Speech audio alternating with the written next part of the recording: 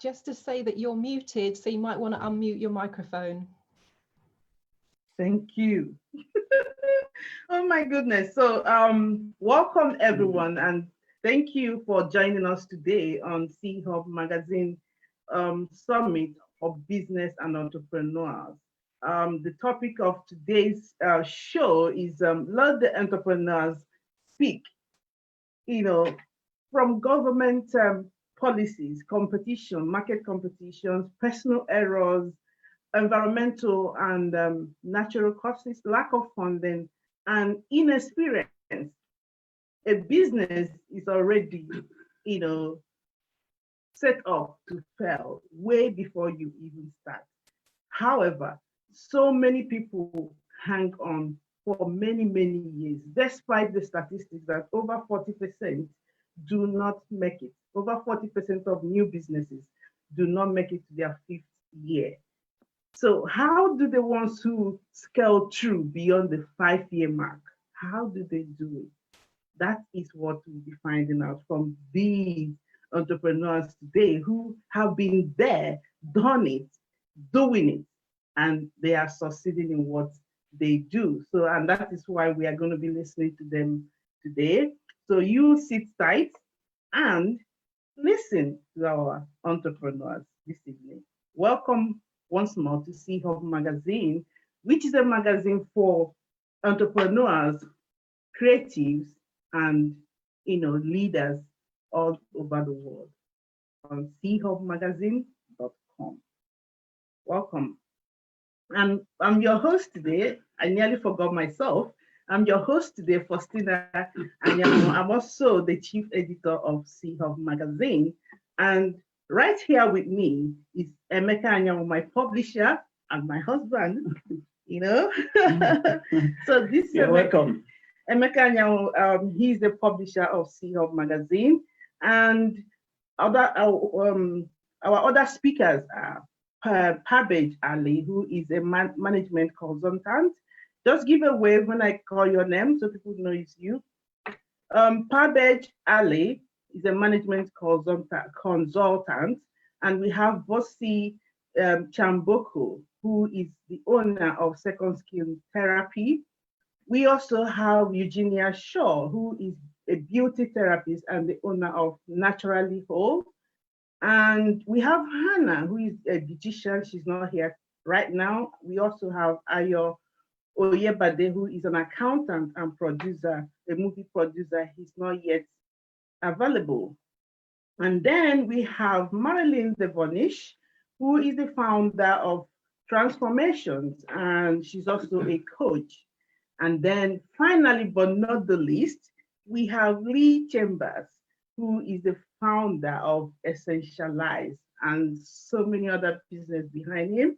So we'll be hearing from all of you today. Welcome once again, and from myself, Faustina Anyanwu, your host for this evening. So we're going to be starting now with quick introductions. I will let you meet our speakers. So I'll be starting with you, Marilyn. 1 minute, so just quick 1 minute. So, hey, as Faustina says, it's Marilyn Devonish here, the Neuro Success Coach. So I'm a coach and therapist. I often say a multidisciplinary therapist because I'm trained in about 20 different modalities. Started off as a trainer of NLP, trainer of hypnosis, and trainer of timeline therapy. I also teach photo reading and accelerated learning. And from the corporate side, I'm also a project manager and a flexible working implementation consultant, which means going into organizations to help them implement remote working. I've been doing that since 2003, and of course that's now the new normal, and I've been offering online training, online coaching, and online therapy since 2005. And for me, if I had to summarize what I do in a word, it's about transformation. So how do you transform your mind, your thinking, your mental capabilities in order to have people reach their limitless potential? So that's me in a nutshell. Thank you, Marilyn. Nice to hear from you. Bossy, please, let's hear from you. Hello, everyone. My name is Bossy. I am an esthetician, and I'm the founder of a skin clinic in London called Second Skin Therapy. where I specialize in advanced skin treatments and also hair removal techniques. I have been in business. I've been a therapist. I started off as an all-round beauty therapist, and I've been in the industry for about 16 years now. And just having navigated through the industry, I discovered that my passion lay in skincare. And so this is the niche that I chose. And I'm really passionate about helping people to find their skincare solutions, helping them to address their concerns when it comes to their skin's needs, as we know that skin can have such an effect on well-being and even self-worth. So yeah, I'm really passionate about bringing solutions to people to just make them feel better, never mind looking better.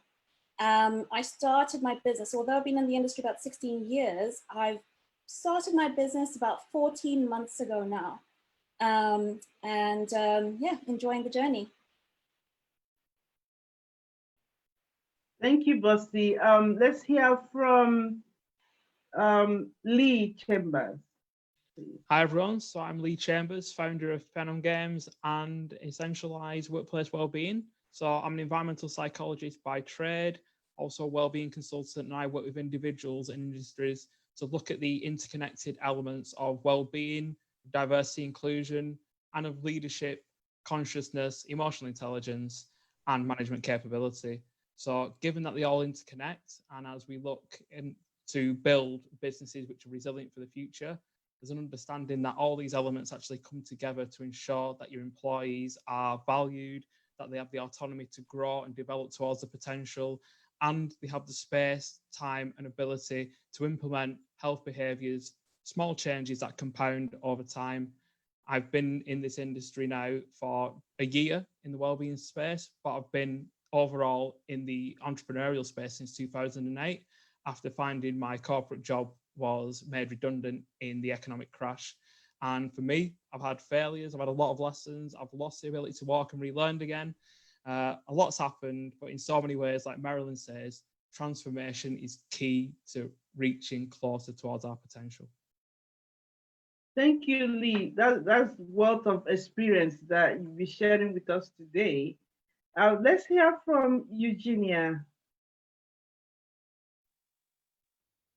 Hi all, my name is Eugenia Shaw, and I am a healthy hair consultant, an aromatherapist, a beauty therapist, an author, and a tutor. I've been in the hair and beauty industry for over 15 years now, and my business is all about helping people to achieve healthy scalp and hair. I started on this journey when my daughter at the age of 5 lost a third of her hair, and the doctors couldn't really help. And so I then kind of went into researching how I could actually help her scalp to be better, because at the rate at which she was losing her hair, she would have been bald before her 10th birthday. And there wasn't anything that was being done about it. So the research that I did kind of all culminated in a book that I wrote called Hair is Hair, that's available on Amazon, but also in my product line, because that was what helped my daughter. So being in the beauty industry or in the hair industry for over 15 years, the actual product coming to the market kind of started about maybe 2 years ago after I published the book, because talking about my experience with my daughter throughout the book was when lots of people approached me and was like, you know, I've been through that same problem, or I know somebody who went through that problem. Can you help? So the product kind of went from just being for family and us to kind of like reaching the wider public. So I founded my business is Naturally Whole, and I work from my salon called the Healthy Hair Clinic. And I am crazy passionate about getting people's scalp and hair in a healthy state. So it doesn't matter whether your hair is long or short or what hairstyle you have.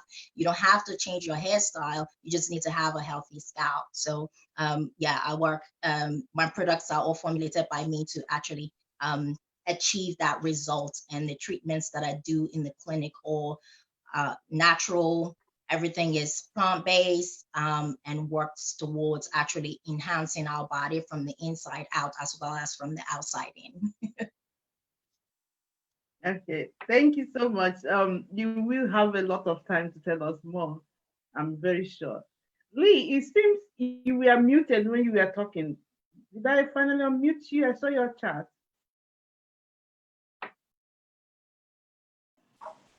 Did Me? I It was just earlier when you were muted yourself, sorry. Okay, yeah.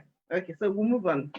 So we have Chief Ayo coming in there. We'll get back to him when he's settled. Parbej Ali, please introduce yourself so people get to know what they're looking forward to from you. Thank you, Faustina. Yes, my name is Parbej Ali. I'm a management consultant by profession. I've done that for over a decade. I have a screen over there.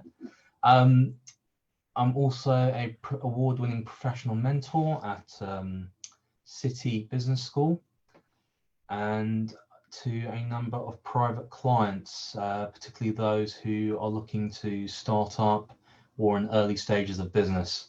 I was also involved in an award-winning management consultancy. Joined the firm when it was about 35 individuals and 20 million in turnover.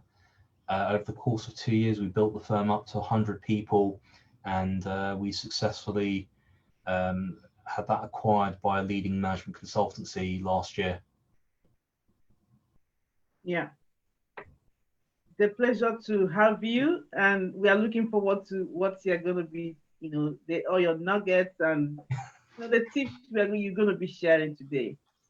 Yep. And my publisher here, would like to hear from you as well. Thank you, Faustina. Introduce yourself. My name is Emeka Anyanwu. I'm the publisher of C.Hub magazine, and I'm also the co-founder of CA Award. We've been doing a lot of things, trying to motivate, trying to transform our community, because it's necessary we make a difference. So in that making a difference, we decided to create a business, because for me, business is like an identity. It's like a legacy. It's what moves the world. So we've been doing that since 2012, and we've been able to change and transform a lot of lives, a lot of people, and from what we gathered, we've made a serious impact. And our magazine, C.Hub magazine, is online and it's being read about 1 million people every day. So it's really a huge difference. Thank you. So we've heard from all our speakers, and now we're gonna go to the topic of the day. Like I said, once we finish the introductions, now we go straight to the topic. And the topic of today is looking at the challenges that entrepreneurs face, especially at the early start. Now, again, I'm throwing in the question: what are the challenges that you have faced while building and starting your business, or what are the errors or mistakes that you have made, during the course of your, running your business or consulting with other people? It could be your personal, challenges, or those of your clients. So I was starting with Lee Chambers. Yeah, so initially when I set up Phenom Games in 2008, I had graduated and only spent 6 months in the corporate world. And I had a business mentor at the time that I'd acquired through university. And I took the initial business plan for Phenom Games, which was to move into the video game wholesale market. And he effectively sat me down and said, you know what, Lee, this is a great business plan. It's watertight. The forecasts, they look realistic. They look achievable. And then he ultimately said, but not for you. Because what he said is, you are a young black male. You do have a bit of attitude. You're diverse. And maybe you should look to go into the publishing industry, look to go into the coding industry where it's more diverse. The industry you're trying to go into here will be difficult to penetrate. It's controlled by people in Europe who probably not going to resonate with you. And that initially, as a young male, it made me think, maybe I should take that advice. This hasn't come from a place of hate, but it's come from a place of you're going to find it difficult. And yet, any startup is going to feel difficult initially because you're trying to gain traction with something new. I tried to get traditional funding to start this business and found myself rejected as well, despite having what was a watertight and sound plan. Naturally, being young, especially over 15 years ago, was seen as a barrier to setting up initially. In the days before digital had lowered those boundaries for a lot of people. So in many ways, that was the first challenge I overcome. So I had to reduce my own overheads. I utilized my parents' back bedroom to start the business. And it grew from there. It went to 6-figure revenue in the first year. I then was still using my parents' bedroom and found my revenue doubled in the second year, allowed me to buy my first house and then start using my first house as a base for the operation for the business. And during this period, it was continually growing. And yet, as a young entrepreneur who, while I had small businesses when I was younger, in terms of small forays into different areas, I struggled to understand and didn't have the access to a lot of support around other people on a similar journey. The majority of people who I graduated with, my close friends, were all in employment. So people to bounce ideas off, to start to kind of understand the marketing, finance, sales, sourcing. I was doing all that myself. And what that become in some ways was a positive. So I now look at that business, and every single area of that business, at one point in the early stages, I was doing it. So the people who are doing those elements now, I have incredible gratitude, because at one point I had their hat on and was doing that. What unfortunately happened is, because I found myself to be, firstly, quite capable across a number of areas, but secondly, when it's your business and you're young and you've managed to face that adversity and break through those barriers and challenges, it becomes quite personal. And I struggled to start to leverage other people's gifts and other people's skills, because I was micromanaging different elements, and I was finding that I could automate a lot of different areas. But what that did is it stopped me ever getting to the point where I had to start to leverage other people's skills. So it became Lee and the automation. And the business continued to grow. It doubled in revenue for the third year and then the fourth year. And the crazy thing was, I was still working in industry while running an almost 7-figure business on my own. And looking back, I would do it differently. I would, as soon as I got to a point where I had the revenue that I did, I would look to see where I brought the most value and start to bring other people on board. I would like you to summarize the challenges. There'll be time when we go into the solutions, when you're able to super share. So those are the main challenges around micromanaging elements myself in my first business, around finding the access to funding was not there for me initially. The barriers through diversity, through youth, and those were the challenges that I initially found. And now, again, with a new business, I'm going into an area where, again, it is dominated by people who are not necessarily like me. And yet I am willing to walk into that and disrupt. And that is a challenge in itself. Do you think that one of the things that made you face some of those challenges, could it be that you didn't have anyone that has any business background around you? But you mentioned something like about all your mates, got a job and nobody was in business. Could that be one of the things that made the challenge even more? Yeah, tense? so it's challenging because as someone who kind of has fused science and business, there wasn't really the role models for me to look out in society to. Yeah. And not having people around me who were also on an entrepreneurial journey, kind of, it closed my own vision. Yeah. And that caused me some of the challenges that I then faced. And then ultimately it's hard to have a wider scope because I didn't have the sounding boards.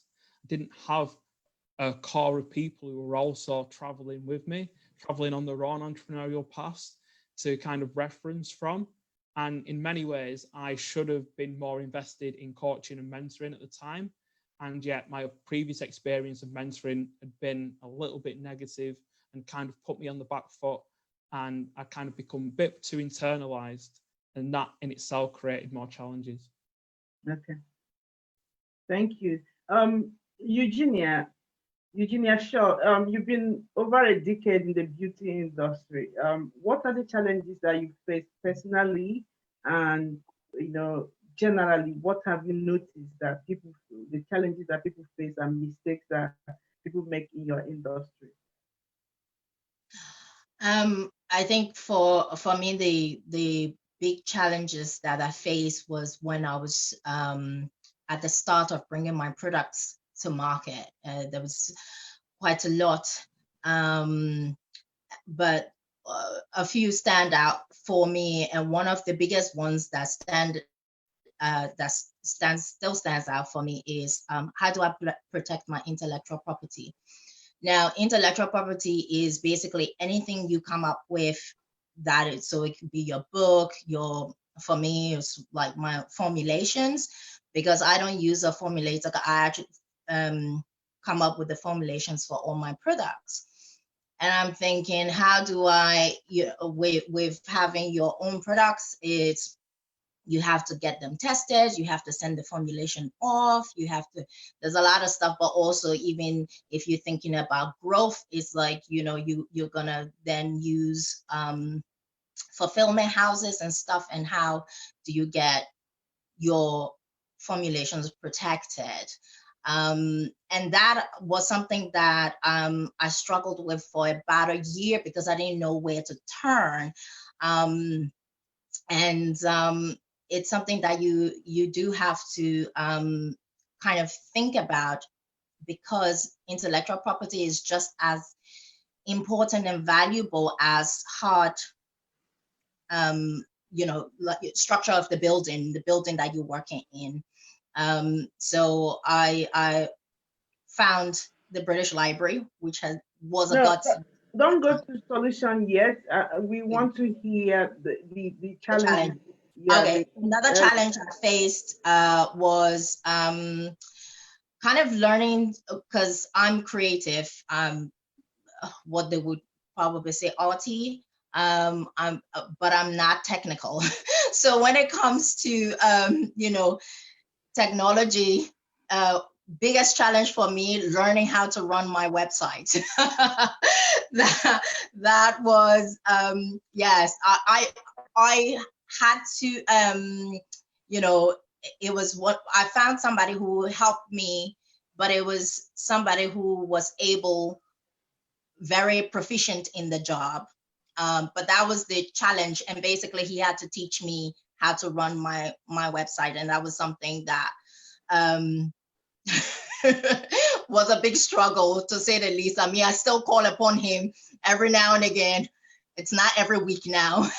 It used to be, but and that was something I faced a lot, because again, it's something that didn't come naturally to me. I mean, there are people that I have friends who are great with numbers and all of that, and that comes naturally to them, and I'm just like, But then when I talk about hair, they look at me with the same eyes, you see, because they don't quite get that the same understanding. And then third challenge I faced, which was kind of like imposter syndrome. And I think and that is when you feel like you don't belong a little bit, and I think we all have that at some point. And as entrepreneurs, you do tend to have that a little bit. And I think for me, one of the biggest reasons I felt that way is because the industry, when it comes to hair care, it's so huge, in a sense that there's a lot of companies out there. There's just so much information on how to take care of your hair. And it's like, who am I to think I can throw my own pebble into that pond, you know? But at the, you know, and that was something I had to learn to deal with. So yeah, when we come to the solution, I'll talk through how I did that. But that was, I wanted to ask you a question on the website issue that you were having. How did it affect your business? Did you make you spend more money? Did you make you lose customers? You know, what were the problems that, you know, that caused for you? Well, as a whole, it was, so I worked with a professional website builder who actually happens to be the husband of a very good friend of mine. So it was more, he was walking me through, so I didn't have to call him every day when something was going wrong on the website. So he built the website for me, he set it running, and then, because obviously as a business owner, there are things you have to go onto your website every day to check your mail, to check your orders, to reply to customers. And coming from a non-technical background, just even looking at the website, I didn't know how to do any of that. So it was more the day-to-day running of it. It wasn't specifically something going wrong, but it was the day-to-day running of it. And it's like, just because when we go onto a website to buy, you basically go in at the front end and you see the products there, and you read through what you like, you click what you like, it goes into your basket, you pay, off you go. However, when you're the business owner, you're always approaching it from the back end, and that looks completely different to what the customer challenge for me. Yeah. So perhaps when you're talking about these solutions, probably you talk more on that. Let me get to Marilyn. Marilyn, you've been a coach in the multi-discipline and so many ways that you've been doing business and interacting with clients and people, both individuals and corporations. So what are the challenges or the mistakes that you have made during the course of running your business? I would say, I think one of the biggest ones, and I'll maybe start with the intellectual property that Eugenia was talking about, because that came to pass probably around 5 years in. I started in October 2000 in terms of what I do now. And I realized that somebody had phoned me and said, "Oh, I didn't know you were based in Wales." I said, "No, I'm basically just outside London." And they said, "Well, I saw an advert in one of the top magazines." And she said, "It looks just like your organization." So I went and I had a look, and sure enough, they'd copied my logo, used the same coloring, used exactly, just taken the wording off my brochure. The only thing that was different was the telephone number. And so I had a friend phone the number and ask for me. And the person answered and said, "Oh, Marilyn isn't available at the moment. How can I help you?" And just basically, look at Lee's face is like, and basically just transitioned the call and basically started handling it as though I was just sort of, in the background. And so that was my first inkling that I had, Eugenia's going, wow. So that was my first inkling that I had created something quite unique, and it was probably going to be a good idea to look at some way of protecting that. So that was a challenge in and of itself. And if anyone's ever had to go through the trademark registration process, it's easier now, but 15 years ago, it was quite cumbersome. You had to hire a lawyer. So the challenge was also financing that as well. Another challenge, I would say, is actually around finance. 20 years ago, now we live in the startup culture. Everyone's doing a startup, everyone's doing crowdfunding, that didn't exist 20 years ago. So it didn't even occur to me to get help with funding. I just basically did everything myself. So every product I produced, every show that I did, it basically came from me. And so that was, you know, a challenge in and of itself, kind of getting all of that done. And a little bit that Lee was talking about as well, because I did a business studies degree and a postgraduate marketing diploma with the Chartered Institute of Marketing. So when it came to the sales, when it came to the marketing and all of those things, because I knew how to do it, I did do it. And so, you know, I did everything. You know, people say, oh my gosh, how did you do that? And how did you do that? And you're here and you're there. And basically I was doing everything. So those I'd say were some of the biggest ones.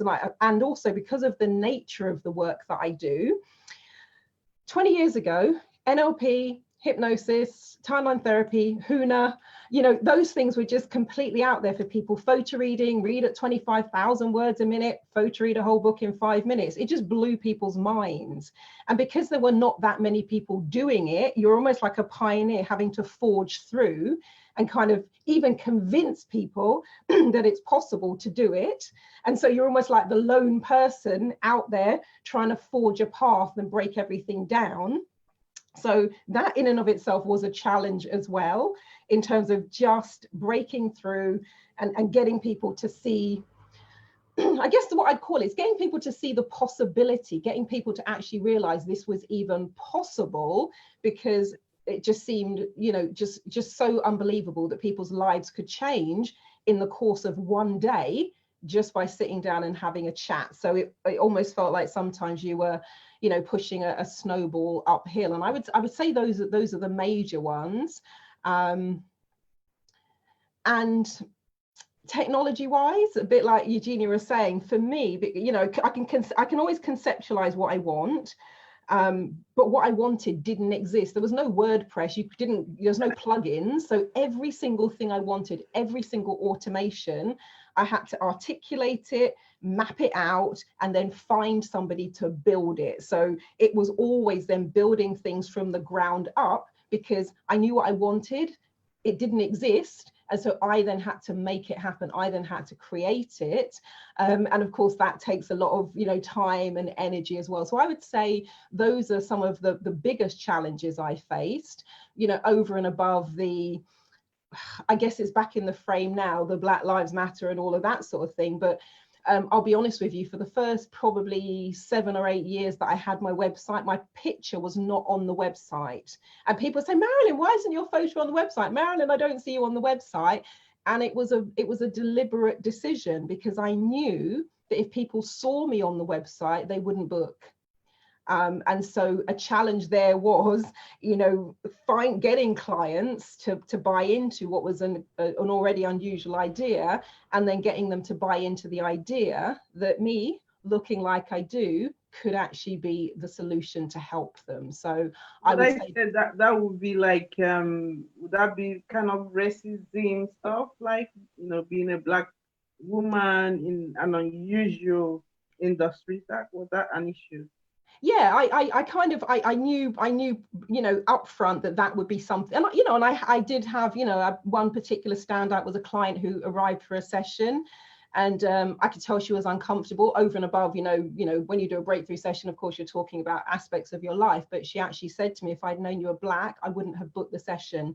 I wouldn't have come. And so that sort of made me kind of go, actually, I was right, because what I wanted to do was have people judge judge where they're going to do a session on the value of the work, on what was on the website, on the credentials, on the results, rather than just making a snap decision on that. And so that's, you know, so we'll talk about how I kind of overcame that. But yeah, I knew that people would make a very quick decision based on what I looked like, rather than looking at the quality of the work and the results that could be delivered. Thank you, Marilyn. That's a huge one there. We'll be coming back to that on the solutions part, so that people who are experiencing such issues at this, you know, even as now, can learn 1 or 2 things from you. Now I'm coming to you, Bossy. Is it Bossy? I hope I get your, yes, sorry if I don't get your name right, please forgive me. You know, you are still in the startup, you know, range. You know, so you will be the best person to tell us now what are the major challenges you are facing right now as a startup? Well, the biggest challenge, and of course it's a challenge for everybody, but at the very beginning is just gaining visibility, getting people to know about you, to see you, to know who you are, what you do, and to actually come to you. So although I've been in the industry for about 16 years, I worked in and around London for some time, but I worked abroad for a lot of the time. So once I came back to London and decided to set up my clinic, to put down bricks and mortar, I had 0 clients. And being in a service-based industry, you need clients for it to work. And so, yeah, it was nerve-wracking walking in every single day and knowing that, okay, people don't know about me yet. So I really have a lot of groundwork to cover to get people in, although I already had overheads, I already had bills, I already had, I'd hemorrhaged a lot of, the financial pressure was already huge in the amount of money that had been spent to set up the clinic, to do the shop fit, to pay for the overheads. So I was spending every single day, even though I didn't have a client list. So that was the main challenge. And it was just me, and it still is just me, considering I'm still in the startup phase. So I have been doing everything. I treat the clients, I run the services, but I also do all the marketing, I do all the advertising, I do all the social media, the background that comes with it. And without having a business background, that's been really challenging as well. I've had to learn so much in this short space of time. And it's been a great journey having to go through all of this. And I've grown in a lot of ways, but it's stressful. And I was working 7 days a week. I didn't have a break. I'd be at the clinic for about 10 hours a day, and then I'd come home and I'd continue to work on the background aspects of the business. Yeah, as I say, the financial pressure, I had bills, I have a mortgage to pay for, aside from the clinic bills. And so, yeah, that was constantly looming. And it is such a saturated industry. The beauty industry, you have beauty businesses on every corner these days. So making my mark, finding my niche, setting myself apart from all the other existing businesses, giving people a reason to come to me as opposed to going to somewhere on the next block was also a huge challenge. Were you able to define your niche before you started? Yes, and I think that was one of the most important aspects. I needed to figure out who I was and what I was presenting to the industry in order to set myself apart. I had to position myself in a certain space. And so my passion lies within skincare. So I had to set myself up in a different manner. So I decided that within the skincare space, I was going to focus on advanced treatments, results-based treatments. Okay, we will come back to that if you're going to go into the solutions. I wanted to know, what I wanted to find out there is, the challenge you're having with, of course, when everybody starts with their business, one of the challenges is usually to find in your customers. But I wanted to know if you knew before that you will need to have a niche, and have you been following up to finding that niche, and what are the challenges? What is causing that challenge for you to be able to reach that niche you define for yourself? I knew that I needed to find my niche in a saturated industry. The challenge within finding the niche, I wouldn't say that it was a challenge finding the niche. It was just a challenge to have to find a way to make people trust me within that niche, to find a way to set myself apart from other businesses that were also presenting in that niche. So yeah, it was setting myself apart. That was the challenge. Okay, yeah. So that's a good one from you, Fabej. I'm gonna come to you now. You're more on the consulting and management. One, you've dealt with a lot of people, a lot of entrepreneurs. what are the major challenges that you always deal with when you're, from your client? I think the biggest challenge, well, I mean, to calibrate this, do you want from my perspective or from my client's perspective? I would like you to speak one based on your clients. Okay. What are the problems that they normally bring to you? And then I will also want you to also use your own personal business experience as well. Okay. From a client perspective, I think the biggest thing is actually getting them to focus and to understand what they need to say no to. During the startup phase, there are so many different things that the business owner needs to do. It's getting them to sequence and prioritize in the correct order so they understand. For example, if you have a business idea, if you don't have money coming in, you don't have a business. And I think people get very excited to get into all these kinds of things like their business card and all these kind of things, when in reality you can have a very successful business without those vanity products in place. So sometimes the major challenge I think with the client is getting them to focus on what actually makes a business first, before you then work on those aesthetic pieces which then help build the brand out. From my perspective, in terms of dealing with a client, there are two challenges I would suggest. The first one is consultancy is knowledge work. So there's low barriers to entry. Once you share knowledge with someone, really they don't need to deal with you anymore. So it's how do you articulate that value to say, well, here's the information you need to know, but here's why you should keep me as part of the process. Because people assume just because I've given you the information, they can go take that and try to execute things, and they can to some extent. But a consultant brings a lot more understanding of the implementation, the process, and maybe deep expertise from having done it again and again. The second challenge as a consultant dealing with people, and Lee alluded to it, is understanding who are your clients, who will deal with you, and how are you going to get them to like you? Because regardless of anything else, people do not buy on business basics entirely. They buy on personal relationships first, and especially when you're dealing with large sums of money in the consultancy land, you need to earn their trust before they will go over and do that.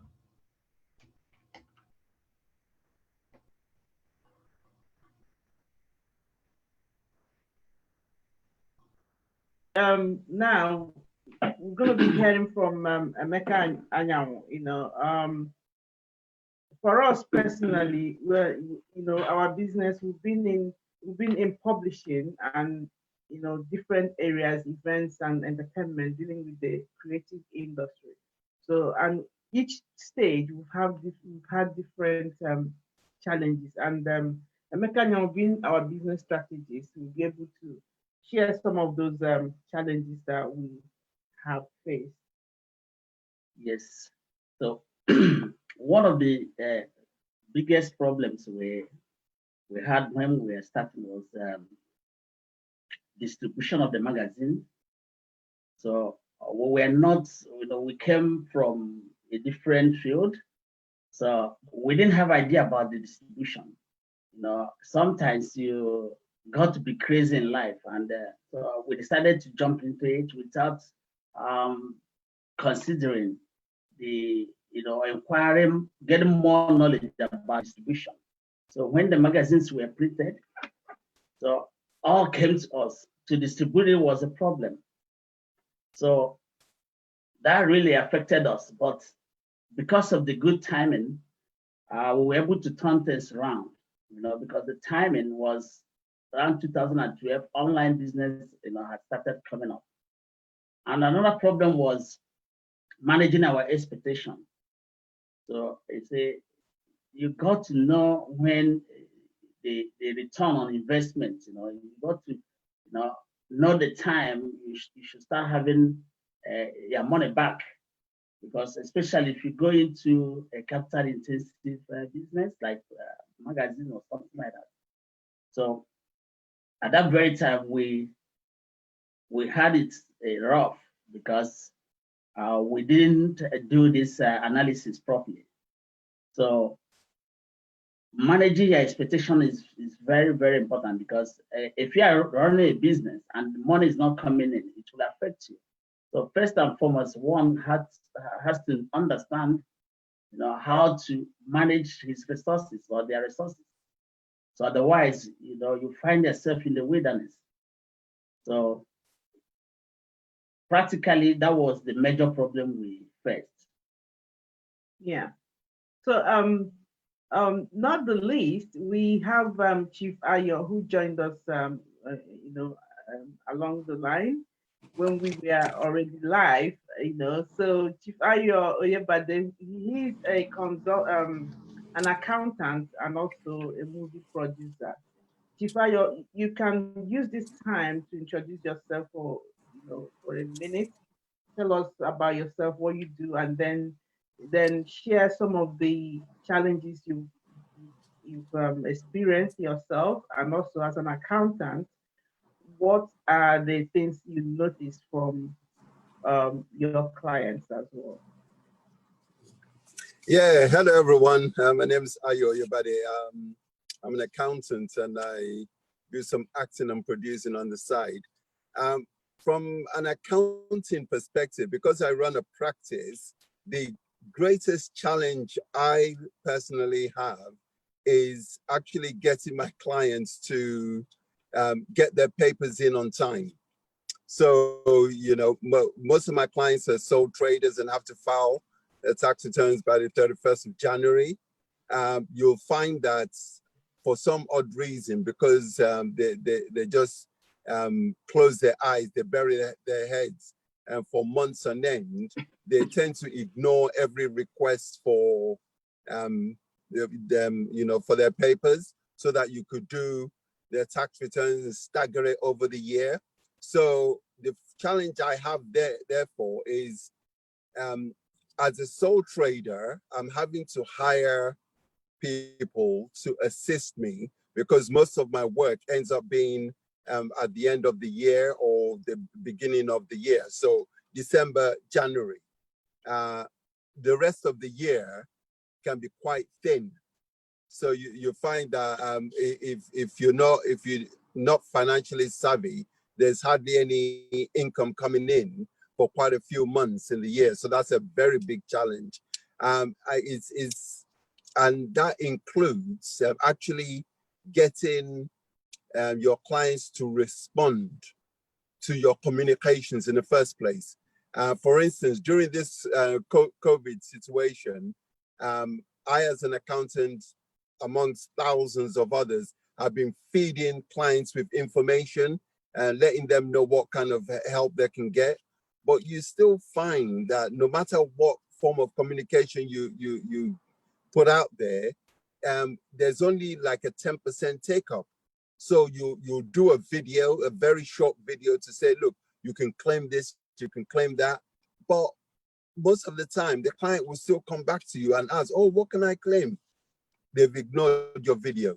They've ignored all the stuff you sent to them, because they say, oh, this doesn't look like it's for us, but it's exactly for them. They just can't be bothered. And you find that, I mean, maybe most industries, just communication is very difficult. So of course, that leads into the challenge of finance. If your clients are not getting their work into you on time, you're going to be financially strapped.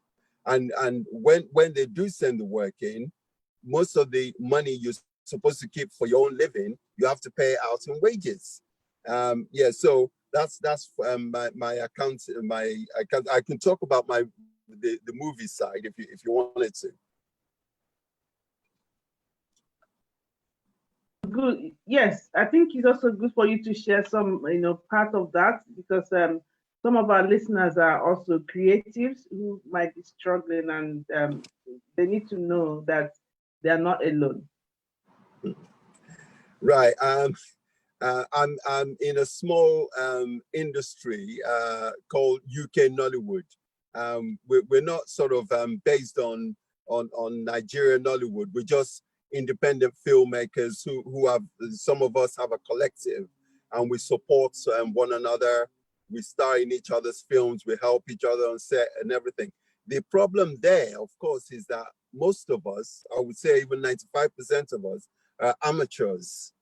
I'm an accountant, so I've done a lot of film studies, but you'll find a lot of my colleagues are not.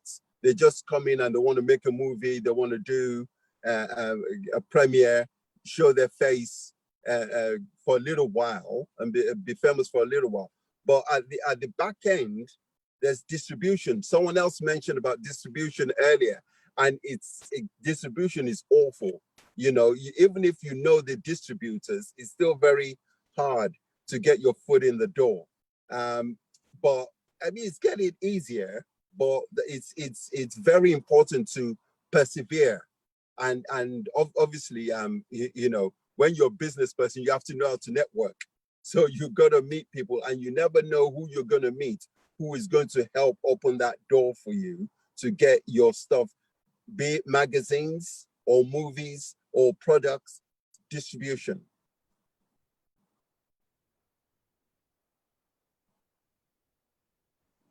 Now that you've kicked into the solution part, I would like you to ride on, with that, ride with the solution. What are the nuggets, the tips and things you want to share, so that people who are stepping into this business, will be aware of these issues and what they can do, or people who are already struggling now with these issues, what can they do? For example, you've mentioned communication, you've mentioned, distribution in terms of movies.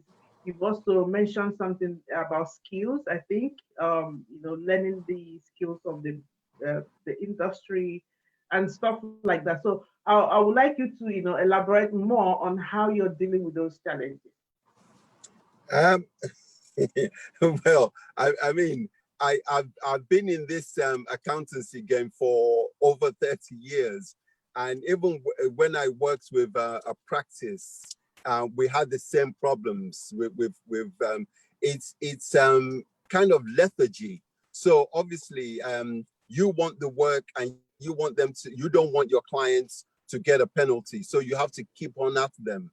So rather than just contact them once in a while, you contact them constantly. At least at one point, they may just decide to read your message. I mean, I send out messages every month, and maybe 10 of my clients will pick it up and say, "Oh, I'm sending in my papers," and obviously, as an accountant, good financial practice is good. So when all that money is coming in January, February, I need to be able to save a lot of it after paying wages to tide me over.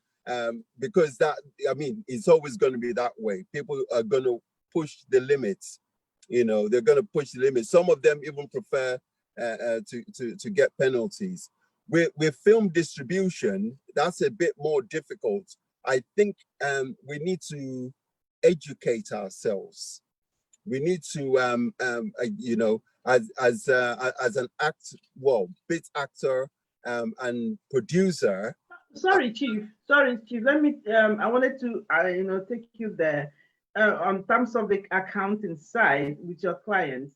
Have you seen issues of lack of record keeping, or like things that has that been issues with your clients? Not so much, but I do have clients who, for instance, would just give me like one figure for their turnover, and I have to produce a set of accounts from that. And so you learn because of the experience I have, you learn to make up the adequate expenses to go with the income. is very, some clients are a bit, I don't know, they're a bit wary of producing their bank statements. So these are the people who just send me a text. Like, for instance, someone sent me a text saying, oh, this was my income for this was my income for that. And I never get bank statements from this particular client, although in the past I've actually sat down with her to get more info from her. I've visited her, but some people don't like bank, so I have to deal with incomplete records quite a lot. But once you have bank statements, if they release bank statements to you, that's great. You can work from there. And from previous experience anyway, you can pretty much, even when I was studying, we have a section called incomplete accounts. So you know how to work these things out.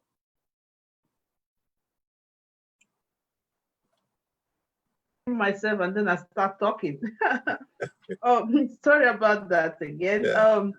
Okay, you were before I cut you short on that. You were speaking on distribution, and Right.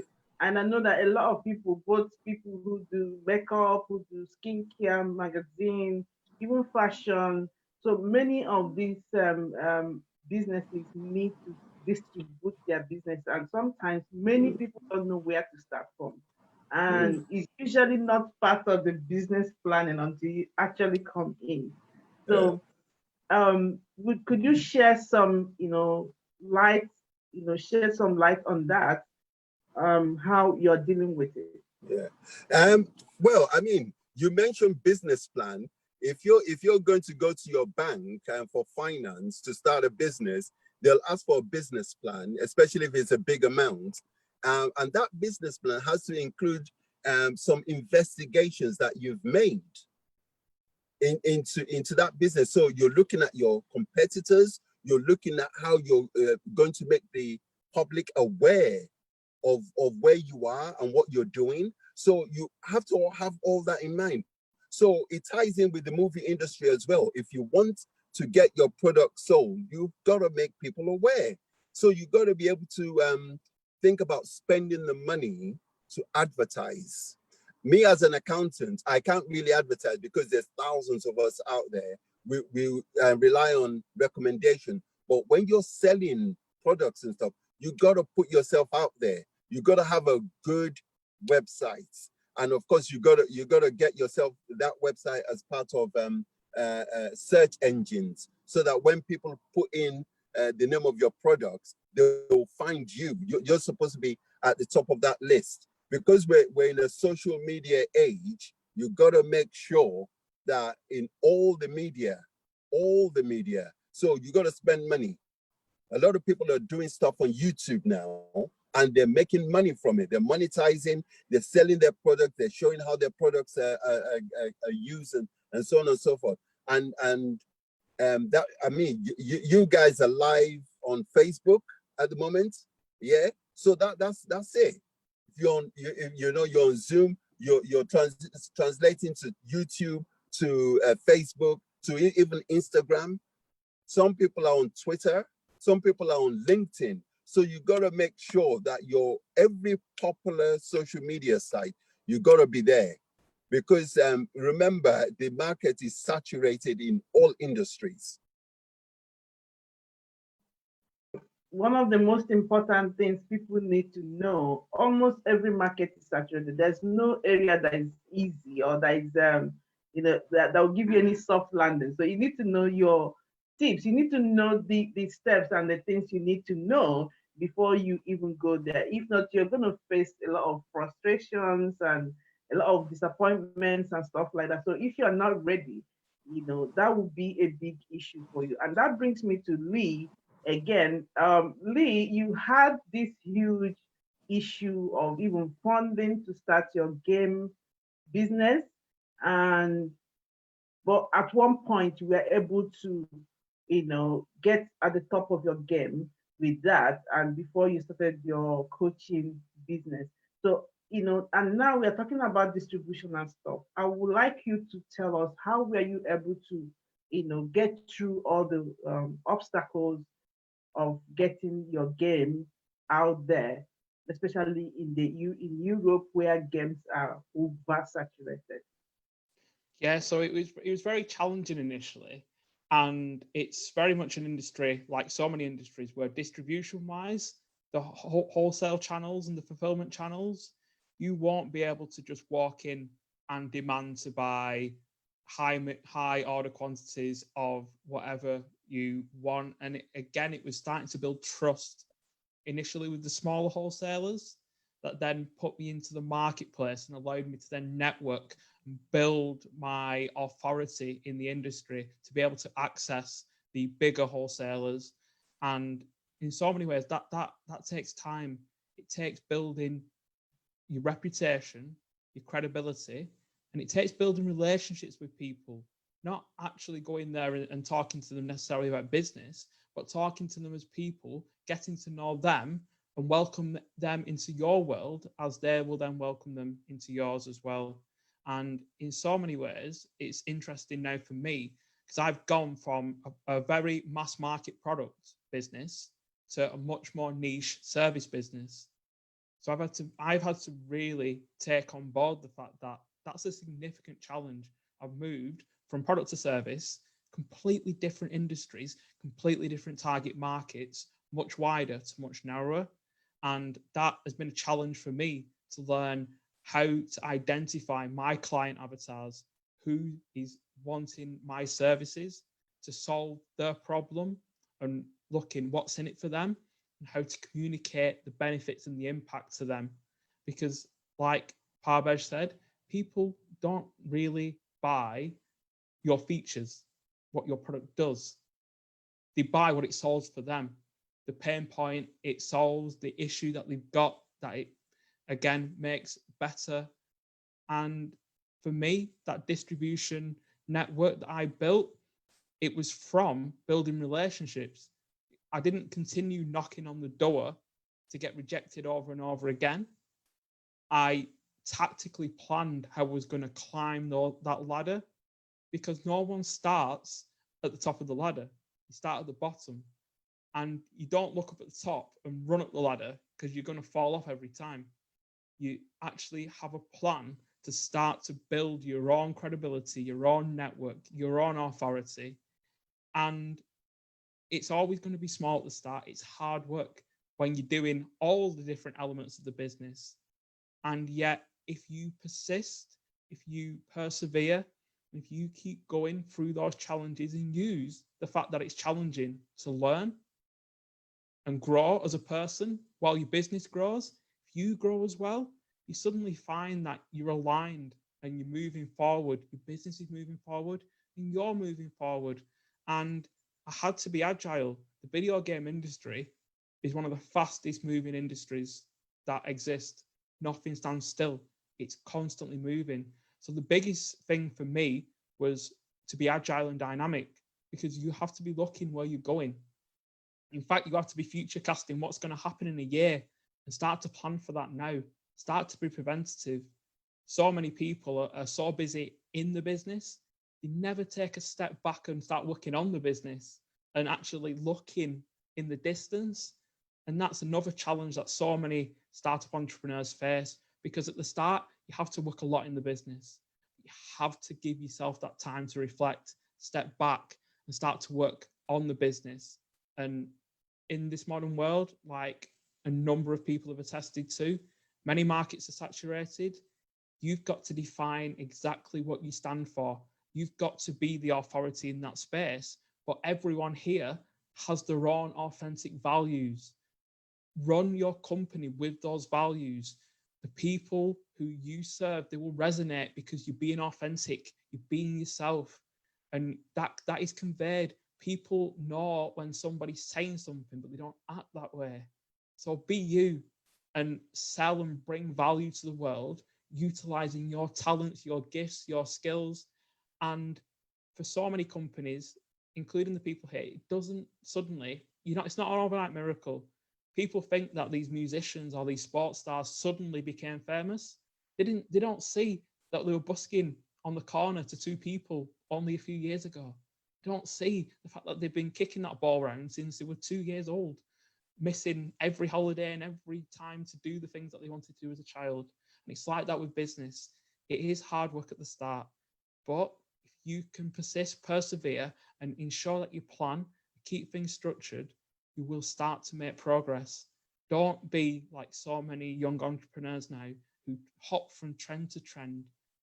It's like they're traveling east and then they're traveling west and they end up back at the start, because we've got to pick our direction that resonates with us, go with our values, move in that direction. Wow, that's a beautiful one. Thank you so much, Lee, for sharing that. Madeline, you said something around your identity as a person of color and the industry you were going into. So we are already going into how, from beginning you knew that was going to be an issue and you planned for it. And I think it comes back to what Lee was just saying. I got to a point where I thought, okay, I've done several years worth of work, got incredible results. Now it's just got to stand on who do I resonate with. And so rather than, having people first go to the website, then when they get the form, my picture would be on it so they would see who I was. It's like, oh, let me just put it straight there. So now if I don't resonate with you, it's fine. We'll just you'll move on to the next thing. So that was kind of part of the whole thing about, okay, find my identity and who I am and kind of what do I stand for. And from there, as the world started to change a little bit, I would say one of the kind of biggest things that I did was started to automate in terms of building processes that could be replicated. So I just had to do them once and then they could continue to kind of, do themselves. That was a really kind of big part of it as well. And also starting to, the way, I guess the word we use now is platforms. Back then it was kind of starting to go where the trends are. So I would say probably around 2006/7, the trend was for trade shows. So then I started speaking at those shows. So I would be on stage at, the NEC and Olympia and, Earl's Court, that sort of thing. And nowadays it will be going where the platforms are. In terms of then, once you know kind of your niche and what you're doing. And I would definitely say there is a piece to be said when you're in business for keeping up with what the world is doing. I guess it's the thing like the slide rule or the dinosaur. At one point, everybody had a slide rule. Now you could go up to, a young entrepreneur and say, what do you know what a slide rule is? And they'll probably have no idea, or they might know because their granddad has got one. So there's an element now, is like, you've got to move with the times. However, I would say pick your platform. People keep telling me I should be on TikTok because I like my dance breaks. I'm not on TikTok, but I know that Facebook, for example, is my platform of choice. LinkedIn is my secondary platform. I'm not as playful on LinkedIn as I am on Facebook. And I have got an Instagram account. So I think now, because we are overwhelmed, there are so many things that you could try and be doing, and it's like spinning plates. So I would say that it's kind of like, okay, you know what you do, you know who you are, where is your audience, and put not all of your time, but a big chunk of your time into the platform of your choice, because that's going to be important. And the whole thing about networking, I think, is really important as well. And it's one of the things I didn't particularly do when I first started out. I was just so busy speaking, coaching, training, you name it, I was doing it. And so I didn't have time to nurture all of those friendships and those relationships. But I would definitely say now, much better at keeping in touch with people, following up with people. I've been writing a newsletter now for probably the last 18 years, and that is consistent. There was somebody who thought it was written by a robot because they couldn't believe how it just kept coming, and it has kept coming. So I would say those are some of the things now that resolved the issues from the past. But a big one I'd say is just keeping up to date and keeping it ahead of the game.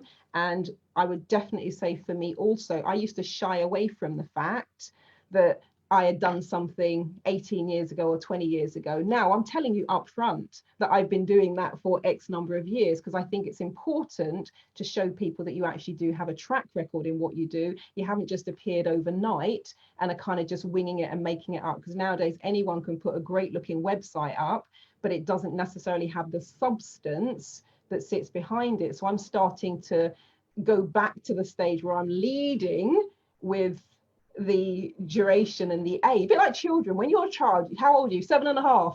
And then you get to your teens. How old are you? Oh, 21 again. And then you get a bit older. And now I'm 97, you know, it's this weird thing that happens in life. And I'm like, actually, I'm going to use the same approach with business. I'm not going to shy away from the fact that, I spoke at that event 18 years ago. That tells you that I've been around a long time. So I'd say, and also coming back to where I started, one of the big things I did was I hired a trademark attorney. And I got the transformations trademarked first of all, and I also trademarked the neuro success as well, because I recognize if I'd created something that was good enough for people to copy so blatantly, let me just put a fence around that. So those for me are some of the things in terms of solutions and moving forwards that I started to put in place. Beautiful. Now coming back to you, Eugenia, and as she mentioned, intellectual property and all that, and you are saying something about that similar to that as well. Now, can you, tell us how you were able to solve that problem of, intellectual property? Yeah. So I came across the British Library because at the time, I was having the problem of how do I protect it, and I think my solution to that would be open your mind to actually research and be. Sometimes is when we're so busy, we don't look outside of what we're doing. And Lee kind of touched on this a little bit when he was saying kind of like know your value, know where you're going, keep your focus, because when you are focused on it, even sometimes when you don't know about things still come to you're able to. So basically, in a time where I was having a lot of trouble in understanding how to protect my intellectual property, and that was because I was going to another event and then came across at the British Library, the Business and IP Center, and it was like heaven opened for me, because I had, for the month of October, I basically learned every week. I was up there at different workshops, and this is another solution to problems as an entrepreneur. You need to be teachable. So it's no good kind of like, having your idea, because as most of us have reiterated on this Zoom at the time, it's like when you start up, you're doing everything. However, you're not an expert in everything because you will have your niche. As Busi said, her thing was skincare. For me, it was the health of your scalp and your hair, because that was something that I faced a problem with my daughter, and that wasn't something that was out there because I had to do all the research myself. No one really helped me in how to face my daughter's problems at the time, or so be teachable. You are not going to be an expert in everything, so you need to open your mind into actually learning from the areas where you're not going to be an expert in. And again, Lee touched on this subject where it's you don't want to water down your focus.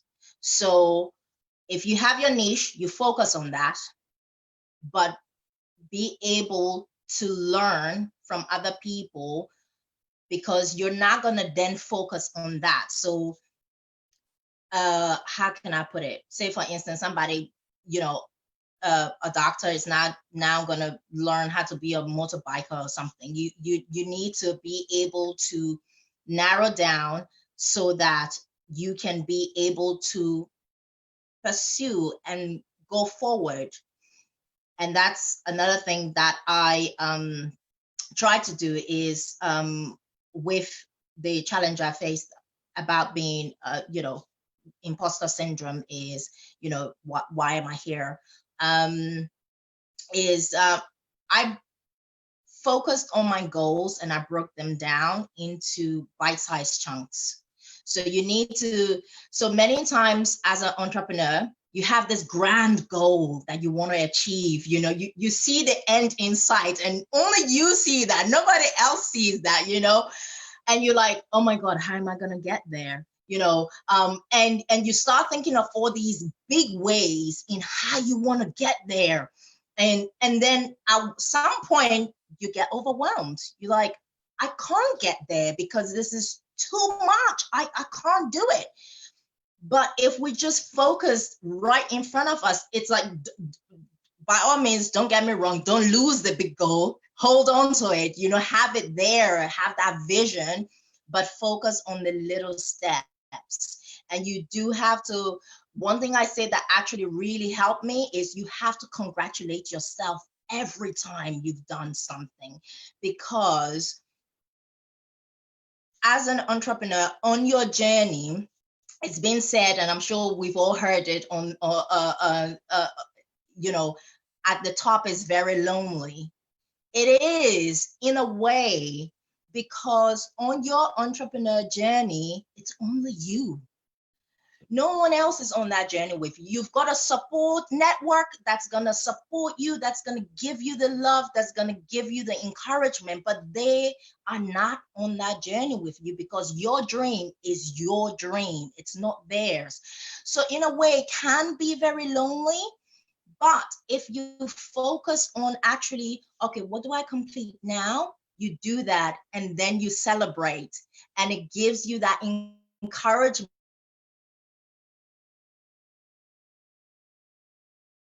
We lost to actually take the next step. And then, where did I cut out? You glitch, continue. You glitch just a millisecond. Oh, okay. Yeah, so do make sure you have small steps that you can do and do them. But the key in doing them is consistency. Consistency is something, and it's something I actually reiterate with a lot of my clients. When people come and see me first with the hair problems or the scalp problems, and they say, the first thing I ask them is, what do you want out of this? What do you want out of my help for you? So you got to give me a goal to work towards, because at the end of the day, you can't just say, my scalp, there's a problem with it, I want you to fix it. Well, what does fixing look like to you as the person who has that problem? So you first need to establish that goal, and it's like, okay, now I can use my skill to help you, and this is what I need you to do. So consistency is a big thing. And funnily enough, is sometimes consistency can be very abstract, so you don't really see it. But for me, in my work, I see it all the time. So I have clients who are consistent with the homework I give them for the hair and scalp. And in 3 months, 4 months, 6 months, 1 year, the difference in their hair and their scalp is phenomenal. And then I also have clients who are not very consistent, and I can see the difference. So for me, consistency is very tangible because I can see that in my work. But it also translates to the abstract because I can see it, I also know the benefits of it. So if you're not consistent, you can have a good small step and a good vision, but if you don't execute those steps consistently, you won't get very far. And I think as startups and entrepreneurs on the journey, consistency can be a problem because we're doing everything. And so it's really hard to be consistent in everything because you get tired, you lose your focus, you have a bad day and you fall off the rails for a few days. I know I have. And, and that's just being human. But the goal is to get back onto the wagon and start that consistent and do the next small step.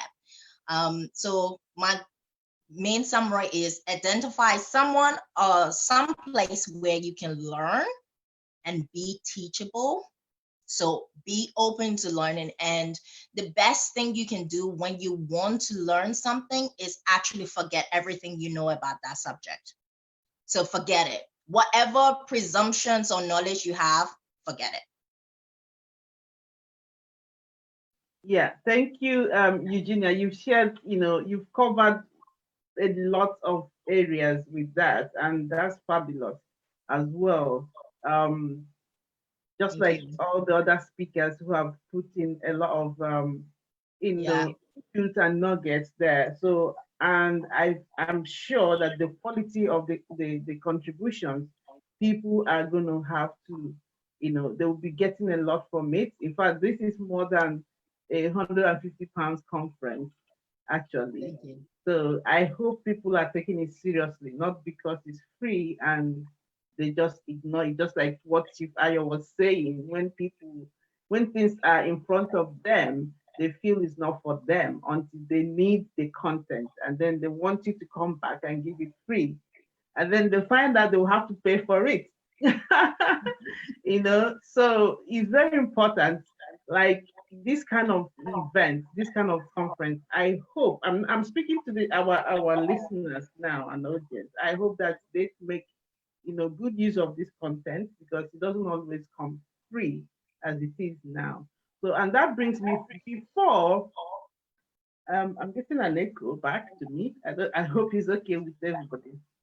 Before I come back to Bossy and Emeka Anyang, my partner here, I want Pabej.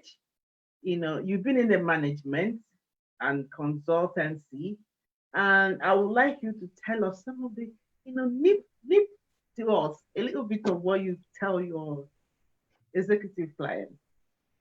Well, I mean, in terms of that focus piece, the way I get them to think about it is business happens in stages, especially if you're starting out. So what is a good solution for Apple and Tesla is not the same as what is suitable for a startup business. In reality, actual just doing the work matters a lot more at the startup phase than strategy does. Strategy will save you millions of pounds if you've got hundreds of millions to mess around with. Actually, at the smaller scale, just doing the work is actually more important. You don't need a big strategy for starting a chicken shop. You do need a huge strategy if you're going to start a £100 million business. So people look at what's in these textbooks and bits like that, and the textbook theory is actually fine. The thing is, all those books are written around market makers, people who set the prices. If Apple have a product launch, they have £100 million budget. They can get on stage and they can educate the public about their new product. When you are small, you have no budget, you have no finance, you have no resources. So you are actually someone who has to take things from the market and adapt to your market environment. Then it becomes a lot more about positioning in that situation. So the focus bit, is what is your product or service? What is your customer profile, or in modern terminology, avatar? And the final piece is what is happening in the external environment, because then you've got your product or service fitting to the type of customers you're trying to serve, but then you're also having to understand, how do I position this given the current circumstances in the environment? What's and the strategic tools that they use or teach in business school is PESTLE. What's the political environment? What's the economic circumstances? What are the societal or social factors? What technological trends are going on? Is there any legislation or regulation that's going to impact upon my business? And from now we've got the ecological, environmental aspects as well that people are very concerned about. So things like veganism, disposing of plastics. So that's how you keep your focus, is by understanding what is the size of my business looking like in the next 1-2 years, And even things like, am I going to be under the VAT barrier? Is my business going to be less than £85,000 this year? Because if your business is going to do less than that, if you're projecting you're going to just go over it, you can get your pricing wrong. So you need to understand, am I aiming for this business in year one to be less than £85,000, or am I from the start looking to overshoot this? And if you are, you need to be pricing for that immediately. Otherwise, it's very awkward to, you're paying £4 for a burger. Your customer is not going to be suddenly willing to take a 20% price increase a couple of weeks later because you've gone over the threshold. So you need to understand, what's it going to look like very early on.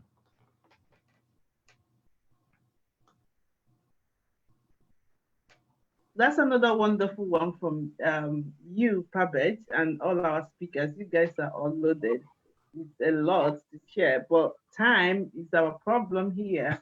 So we are trying to catch up. And yeah, so I'm coming to you now, Bossy. I don't know. I keep getting your name. I'm sure. I hope I'm getting it right. Now you are still in the startup stage. How are you beginning to come to terms with the challenges, both the ones you expected and the ones you didn't expect? How are you beginning to, put them in place and climb the obstacles one by one? Well, the expected challenges, such as getting my clients in, getting people to know about, once I figured out my identity and once I had positioned myself or figured out my niche within the industry, I had to decide who my client was, and I had to figure out how I was going to find them or where I was going to find them. So I needed to go to where my clients would be. So for me, in the area I was in, I needed to connect with, for example, the gyms in the area. I needed to connect with the schools in the area. I started doing pop-ups where I would communicate, just be there and communicate with people. I think it was Lee that said earlier that, you don't always have to sort of advertise your business. Sometimes it's more about building the relationship and getting people to know who you are, because more and more these days, as we all know, people buy from people. So it was more about just getting people to meet me and letting them know what I do, not necessarily that being the heavy focus of my business, but I found that gained me a lot of trust, or it put a lot of trust in my potential customers. It made them feel more comfortable to come and see me, got them interested in what I was offering. So just putting myself out there really helped me to navigate that. And challenges that were sort of more unforeseen. In terms of projection, we always have to project how much, for example, how much money we're going to need to keep the business afloat, how much we need coming in,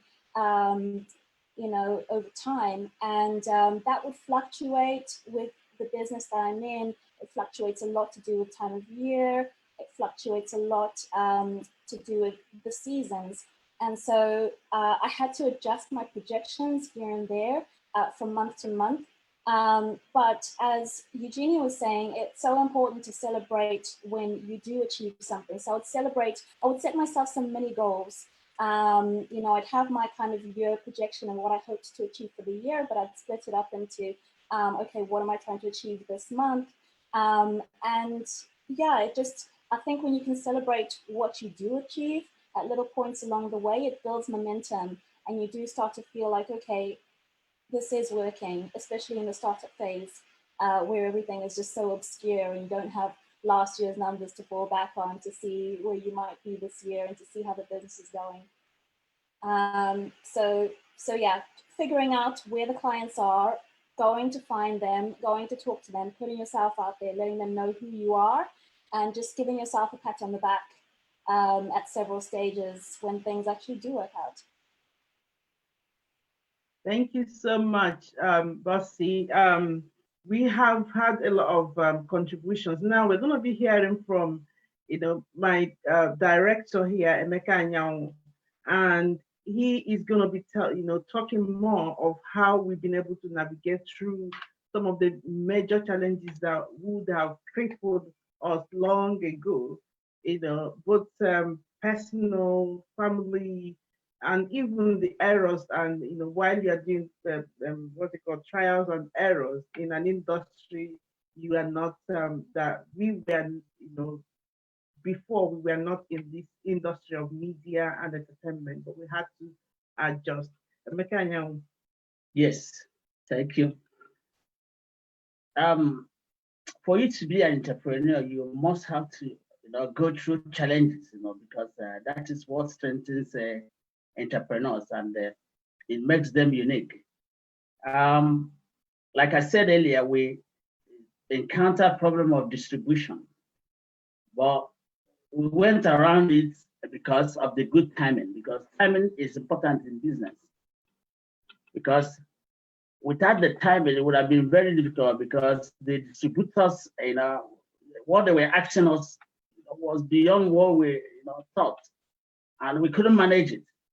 So, but because of the social media and the information available, so because that time was the time the social media was coming up, so because of the good timing, we went straight online instead of haggling back, forward and back, trying to talk to them, because the money they were charging was over the board, so we couldn't manage it. So the timing was very, very important.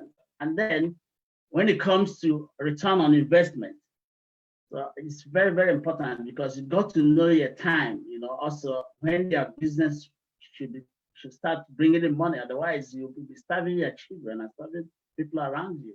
So it's very, very important to estimate, when you start making, getting back your money, because otherwise you'll be in trouble.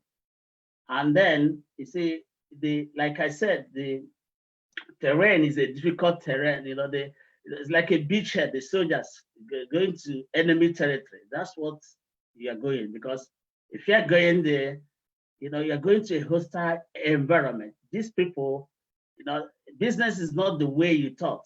It's far more difficult than you could expect.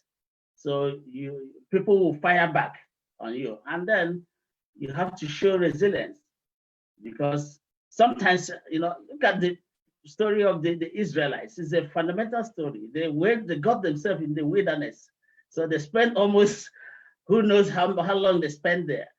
So at the end of the day, they got to get a strategy of spying on the enemy. You got to understand your competitors, people who are pushing you back, and then you at that very time you may have to seek advice. You may have to look for mentors. So it's very, very important, because you always get yourself in the wilderness. And what happens there? You got to seek advice. You got to look at people who have been there, and then try to see how you can go about it. Because even in business, I remember when we started even the award, we spoke to some people. They couldn't listen to us. We called them, come and help us. We tried to help, shove them up. They said, no, look, no going area. So you will face a hostile environment that will make you to quit. But you got to be resilient. So then when it comes to a husband and wife doing business, it's a tough war because it's not easy. But the thing is that you got to understand the purpose of the business and the vision. And when you understood those things, and you know that those things, their difference, the sum of the difference of her difference and my difference, the sum of them, the business is greater than it. So we have to keep aside our ego, because at the end of the day, ego can't feed my children. So the important thing is to get the business running. So this was one of the biggest challenges we faced, because when two good heads, like a snake having one head this way, this one hand, sometimes we drag apart. But then, because we understood ourselves, we understand ourselves, we know that it's very, very important. We put our ego, behind and focus on the business. So, in all, you got to be resilient. you can't give up. You can't afford to fail. Yeah. Also, to add to what he has said, in terms of subscription, we had that challenge for a while. So for people who are struggling with subscription, so these are some of the things that we did. Some of the things that we did were, first of all, we started events, and in that event, we it was a bit of free when we started, and that introduced our brand into our niche market, directly to the niche market. And then we launched a subscription system where, when you subscribe, you get the magazine. Now, that made it possible for us to be able to know how many people are expecting the magazine at a time. And it was easier for us to work with the printers so that they can send the magazine from there. They were able to have access to our database so that they can distribute the magazine. So the problem of delivering and carrying about and looking for where to put the magazine, we began to solve that problem. And then we looked into also smaller news agencies who were not actually using big distributors.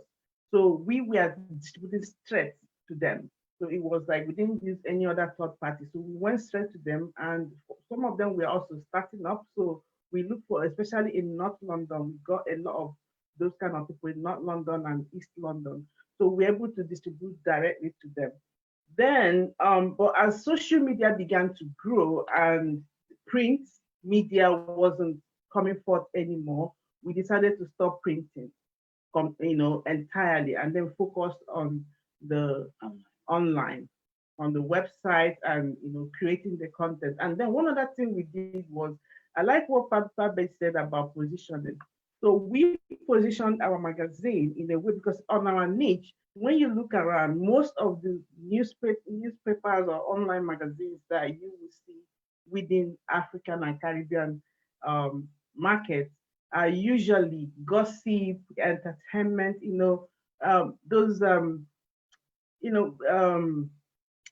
I forgot the word now, but like things that are not really deep, so we decided to go into we didn't want to go into tabloid, so we wanted to go into something more quality. So even people who didn't want what we are offering, they find themselves looking for resources when they're looking for topics or looking for access to tangible information for their business or for their career or something. They keep coming back to us. So that became a hook that we used to have people coming back. And then we began to build our subscription and this newsletter subscription. And this also brings me back to our other business, our Divas of Color events. Now, more oftentimes, one of the things that I found out is that most small business, when they go for exhibition to exhibit their business, they're expecting to sell out and sell every product that they have. And one of the things that I found is, if you have that mindset that you are coming to sell or get your money back that day, you're going to be frustrated. And that will make you distract you from actually networking and meeting the people, which is the most important thing for exhibition. Whatever platform you're going to exhibit, what is more important is for you to get your product, get yourself introduced to the people. Oftentimes, when people come for exhibitions, they're not coming to buy, actually. They're coming to sample those products and see the people who own it. Probably they've seen your product before, but they want to come and feel it in person. And then how you interact with them will hang on with them forever. The impression you make on them on that exhibition will make them decide whether they will find you again online or whether they will forget all about you. So it's a huge opportunity for people to know that, see, this is my point of distribution. Like Chifai also said, sometimes when you go on networking, you don't know who you're meeting. Sometimes people are looking for high profile people to take pictures with their products and all that. But if your brand is not for those high profile people, even if they take pictures, they cannot, sell it. So it's better for you to put your mind to where your market is and go where people are going to appreciate your market without so much effort. So when you're dragging people, because sometimes people say, go and find this celebrity to come to your event, the money and time and energy you're going to spend chasing those people, and at the end of the day, you will not even find it. That's the money you're supposed to put in your business marketing, your SEO, just like Chief Ayo said. Hire people or learn how to do the SEO, learn how your content can, project your online business and find a better way to position your business. So for us, one of the things was we made sure that the products we are creating, the services we are creating, were of quality. And people who use it, keep coming back, keep recommending us. And that is what has kept us for a long time. It's not easy, like everybody else has said, but then business means that, are you sure of what you want to do? And in your startup days, do you have a financial backup? How are you going to continue to meet with your daily needs while you're growing the business? That is one of the major reasons people fail as well. If there's no financial backup and then the business is not yielding at the beginning, they give up. So that is from me. I don't know, maybe I've spoken more than everybody else now as a host. So thank you. To summarize, just to one point, what do you tell any startup coming to your industry? Just 1 point. If you are crossing my time, I'll stop you. So I'm coming back to you, Marilyn. Quickly, just summarize. One thing I often say to entrepreneurs is I remind them, and I don't mean to be harsh, but entrepreneurship isn't for everyone. Some people are better suited to have a structure around them where they're working for someone. So I would say to people, really explore, because there's all the highs and the upsides and the excitement of it.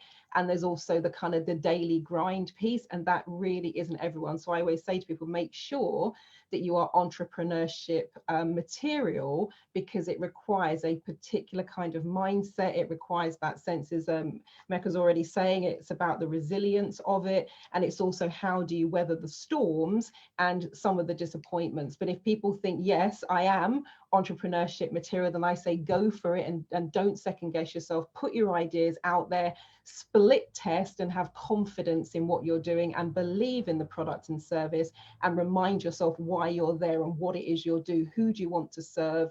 What's the benefit you bring? And what would the world be like if you weren't adding your elements into the mix? Thank you. Chief Ayo, please, I would like you to summarize. I'd basically say, if you're starting out, get a good team around you, a team that would help you pro bono, that is. Business plans, very important. Very important. And the team you have around you should be able to encourage you and move you along. But business planning, like with films, you got to do a budget. Thank you. Thank you, Chief. Eugenia, please. For me, summarizing, I'll echo what Marilyn said. Be passionate about what you're doing, because there will be hard days, there will be dark days, and your passion will be the one that would take you through. Be teachable, because if you close your mind and sorry, am I back? Yeah. So my second point was be teachable. If you think you know everything, you're not going to learn anything. So be passionate about it, because that will see you through everything, obstacles, pitfalls, everything. So it keeps your focus, and be teachable. Open-minded, be like a sponge. Take what you need. Yeah. So Babej, can you summarize for us, please? I mean, the number one thing, really, the more you can do the dull stuff, the more successful you will be as an entrepreneur. People go into it, I think, because they're very attracted to the glamour, but the more you can focus and do the very boring pieces that you have to do to make the business work, the more successful you will be.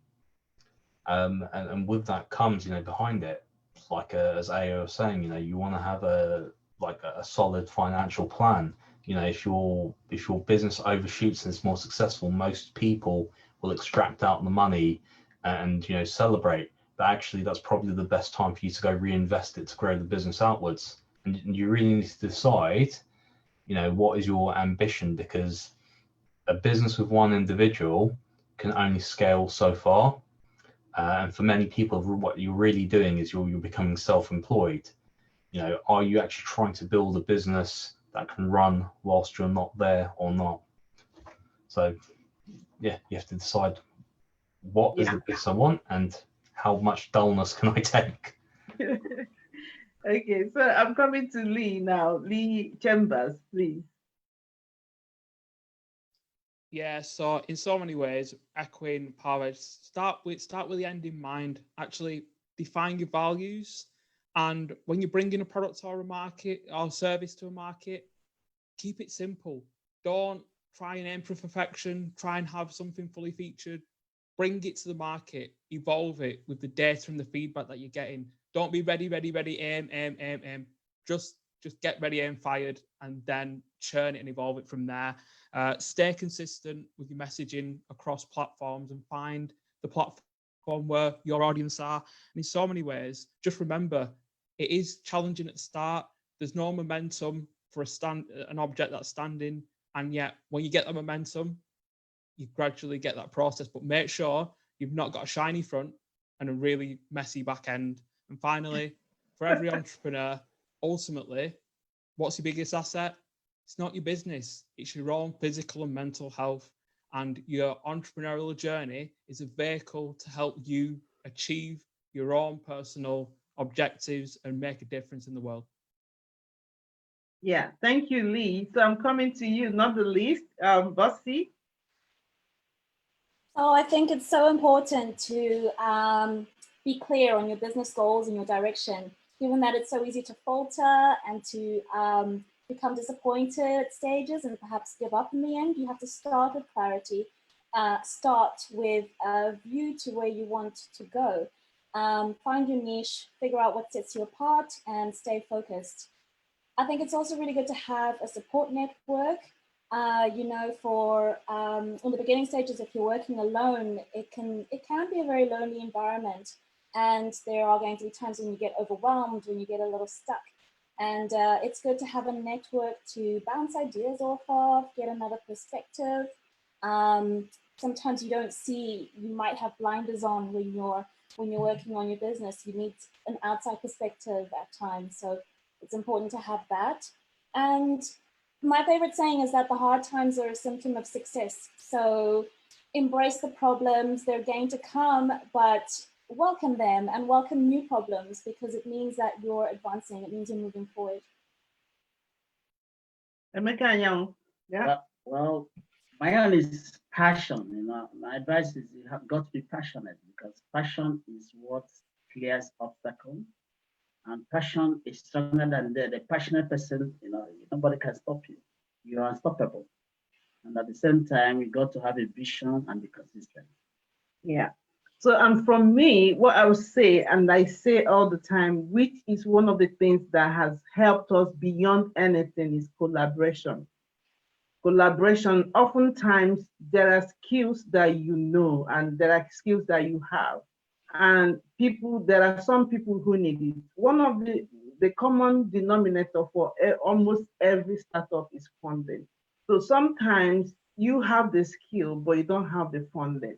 And there are so many other people who will give you the services that you need, but you don't have the funding, but there's something you can also do for them. So it's always very important to collaborate. Now, and also the second one is, I tell people, treat your marketing or promotional cost as part of your, your investment or your cost to your business.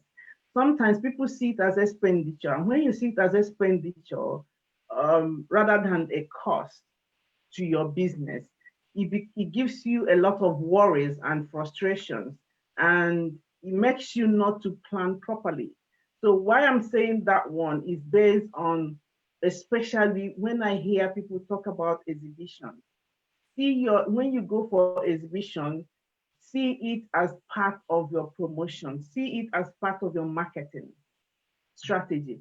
Ask yourself, how often do I do Facebook adverts and I don't get anything sold within that space? But now, even if you didn't sell, you will find out that many people have seen that product. Some people might see it and they will, note down the website or note down the product they saw there, or note down or even follow your page. You don't know at what point that they will remember or they will need you, and they will say, I saw this brand and I liked it. And then they'll go back looking for you. So see it as part of your investment that will yield at one point in time. Not every of your investment will yield at that particular moment that you made that investment. And Pabbe says something about the glamour. Oftentimes, especially in the entertainment industry, what people see is the red carpet. They don't see the dirty hands that laid that red carpet. Everybody wants to be on the red carpet. Chief Ayo, you can attest to that. Everybody wants to be on the red carpet. They want to be on the camera. They want the makeup, and like for me as an event organizer, oftentimes if you come early to my event, in fact you will meet me sweating and smelling. You will be like, who is this? But then when you see the pictures come out later, you wouldn't know that this person who was on the red carpet was actually on her knees, actually putting the tape on the floor, cleaning and sweeping and doing. So you must be ready to get your hands dirty if you want to do business. If you want to be in the business, you have to be ready to, have your nails messed up, your hair is not ready and stuff like that. So that is business for you. If it's just like Marilyn said, if you're not ready for all that, please go and find your 9-to-5 job and earn your salary. Plan yourself based on what you earn and move on with your life peacefully. And that brings us to the end of today. Thank you so much for listening. And that is all from us, from Busi Chamboko, Marilyn Devonish, Pabej Ali, Eugenia Shaw, Lee Chambers, and Chief Ayo Oyebade, and Emeka Anyanwu, and of course myself, Faustina Anyanwu. That is all from us for today, from Let the Entrepreneur Speak, C.Hub magazine. Thank you. Bye.